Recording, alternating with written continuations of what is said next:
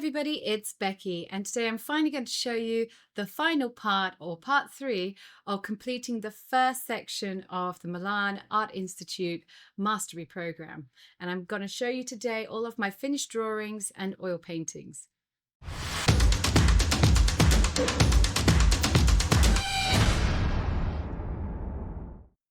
So first up was this gorgeous kitten, and this is a white drawing on black paper. So this is just Strathmore black drawing paper, and it is done with a white China marker and some white chalk, but quite effective. I liked how that one turned out. Then we went into doodles. So this is John's doodles. So this is Ellie Milan's husband is also an artist, and he taught this class on doodles. Then we went into the world of abstract, and here is my abstract drawing, which I called something like Golden Moon or something like that. And this is chalk, graphite, liquid graphite, and some gold paint.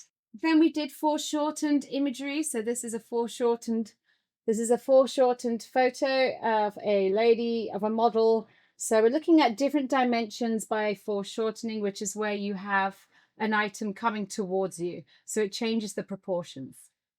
And then continuing with foreshortening, we take another foreshortened photo. I liked this ballerina with her ballet shoes, and we combined it with some patterns. So making an abstract foreshortened picture. Okay, oil painting time. So first up, we had to gesso our canvas black, and then we did directional mark making. So here we go. So obviously this is very expressive, and I really liked my choice of using a turtle for this in the water. So it kind of really gives a really nice, I don't know, quality movement to it. So that was fun. So layering and getting smaller with the brushes, different directions. I really like this one. It's a nice style.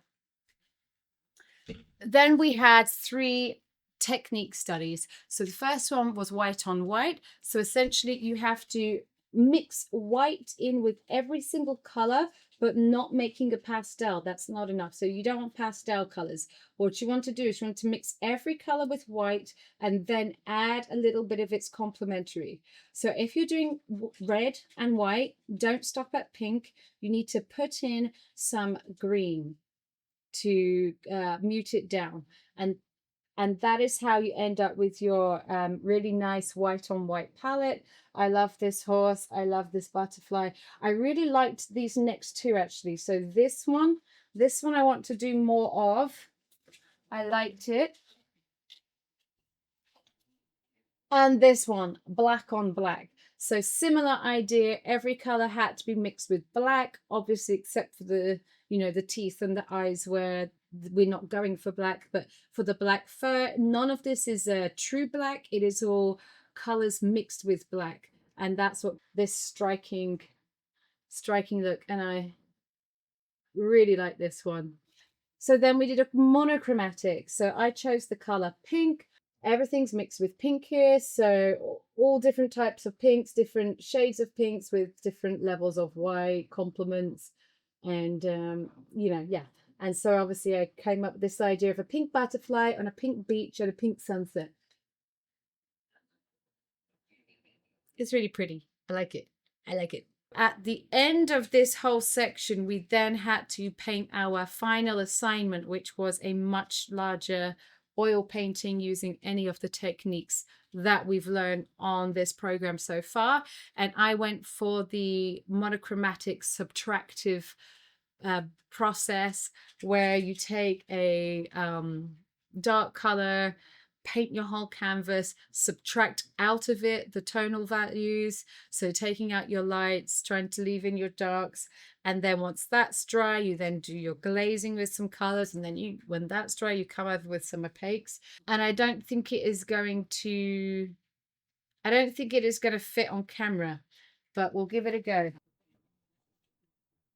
And I have painted this giant phoenix. If you're interested in seeing this bad boy get painted, then check out my shorts. Okay. And you'll see how I kind of did that in fast time. So now that I've concluded part one of the Milan Art Institute's mastery program, do I still recommend it? Oh, yes. Yes, I do. And now I'm moving into part two, which is mixed media and voice.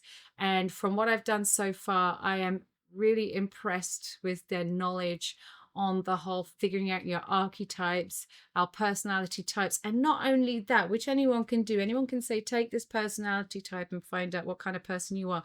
Her knowledge and experience on how those types of personalities are linked to certain art styles that you are most capable of painting based on that personality type. And she can even predict, based on your personality type, the kind of art, which is usually opposite, that you are more drawn to purchasing and having in your house.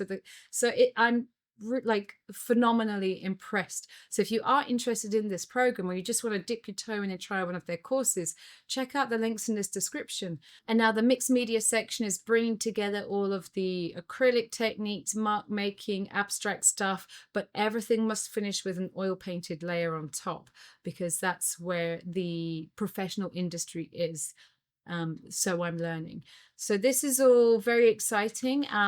Keep following for updates. I'm going to do a video. There's going to be 2 videos coming up of the mixed media and voice section. So I'll show you the paintings, do a little recap for you. I've just posted a shorts on all of the drawings revealed and another short on all the oil paintings revealed. And like I say, if you want to get sneak peeks of the art that I'm making as I go, then keep following my short content and you'll see those there. Hopefully that was helpful. Ask me any questions. I'm a very honest kind of person. So obviously my opinions, I stand by them. I stand by them vehemently. I hope you have a lovely week and I'll see you soon.